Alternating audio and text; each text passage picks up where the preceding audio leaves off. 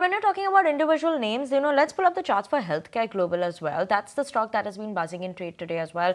As of now, with gains of almost 2%. Now, what according to Economic Times report has come in is that CVC is likely to sell stake in the company. And yes, they're holding currently 60.4% stake. Let's go across to Dr. B.S. Ajaikumar, Executive Chairman at Healthcare Global Enterprises, to understand once in terms of obviously what's his understanding coming in as of now in terms of the stake sale, and what is the company expected to do going forward as well. Thank you so much, sir, for joining in with us this afternoon on ET Now. It's always a pleasure having you in the show, sir. And sir, obviously this is according to the reports and what we are understanding that CVC Capital is something that is looking to sell stake. 60.4% is what they hold. Any indication in how much are they going to be exiting? Will there be an open offer that will be triggered coming in as well? Anything that we could get an understanding on? Yeah, as I always say, the best people to answer the CVC, but from what I can say, if they do plan to exit, they have to 60%. Yes, it will be an open offer also, and from what we understand, they will be the best persons to answer these questions. As far as HCG is concerned, we have really no change in the plans. We think we are on a very good growth trajectory.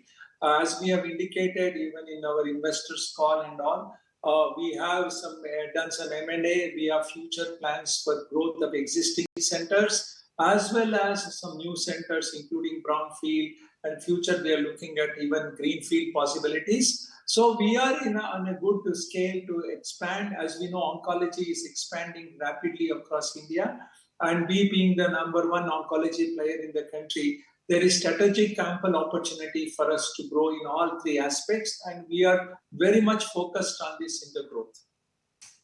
Right. Obviously, CBC would be better to answer in terms of their stake sale. But, what sort of a partner would you be looking at? Because CBC, when you look at it, reports also suggesting that they've actually increased their stake in the last 3 years in companies like yours, as well as, they are interested in, the cancer treatment, oncology side as well. So, as a company, what is your expectation from a partner that would come in? Or what sort of a partner would you want? Yeah, as I have indicated, we want to look at if CVC does exit, we are looking at a long-term partner who understands the field of healthcare in India very well, who also understands oncology, what is the oncology care, how does it really work in oncology, being a focused factory approach, specialty approach, unlike a multi-speciality. And if they understand that and are willing to be partners, as I always say, there is an opportunity for phenomenal growth. And for me, as a founder and being an oncologist, I look at medical excellence. What I look at is medical excellence only. For me, that is important, and that is what HCG is known for. So when some new partner comes in, they should look at that medical excellence. Obviously, with medical excellence, that will bring the necessary revenue and growth for them. And they can look at what time they would like to exit. But ideally, we would like some kind of a long-term partner.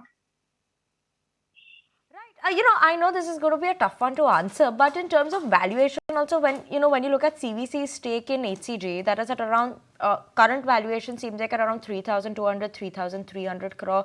If that does happen, would it be at the current market valuation that we're talking about, or any indication on that as well? If you could just No, get I don't have any indication. It is, as you know, it is regular, stock price versus what the expectation is. Obviously, any private equity partner would like to maximize their value. But from what I know about CVC, they have been good partners. They will certainly also help me to find the right partner for the future growth. And I am very confident about that. So let's just talk about the sector, right? You are in as well. You were also talking about the growth, how it is happening in oncology side as well. And there is an increase in terms of obviously the patients that are coming across the world as well as in India. So one, talk about the growth that you see in that segment, as well as consolidation that we're seeing in the healthcare sector as well, with a lot of heightened deal activity. If you could answer on these 2 points. Yeah, as far as the growth is concerned, Indian population being 1.4 billion, and when we look at the growth of oncology and people becoming affluent, going up the ladder, people will be demanding, really highest quality of care possible. We are already seeing that in my calculation, what we have done in the next few years. nearly, a significant number of people becoming affluent and looking at, really the right treatment for the patient, and private insurance particularly coming into play post-COVID. We have seen significant number of uptick in the private insurance, and this is all going to be a growth driver for all healthcare, and we believe for oncology in particular. So we are going to see also, we are going to see more penetration into, apart from the big cities, into tier 2, tier 3 cities also.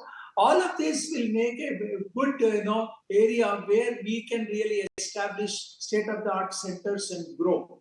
And as far as your second question was about, sorry,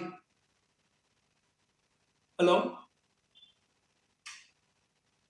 Just Anisha this side, I wanted to get into the conversation, get a sense from you regarding the business as a whole. Do you maintain your guidance with respect to 10 to 13% revenue growth, and that 20% margin had become a bit aspirational for you? When do you see yourself achieving that? No, I think we are very focused on achieving the margin. The growth definitely will happen. Our challenge has been with the new centers coming in. As you see, while the mature centers are giving a margin of over 22%, in fact, our best centers gives a margin of close to 30%. So while this is happening, like we now acquired Indore, we have plans to do few more M&As and some of the brownfield. Obviously, that will bring down your margin level, so it is always a catch up which will happen. But even with that, we are confident we will be in the upper teens, reaching close to 20% towards the last quarter of next year, 25-26. We are confident of that, achieving that. End of FY25 is when you see yourself hitting that 20% margin. On that note, sir, we let you go. Appreciate you making time and speaking with us. In fact,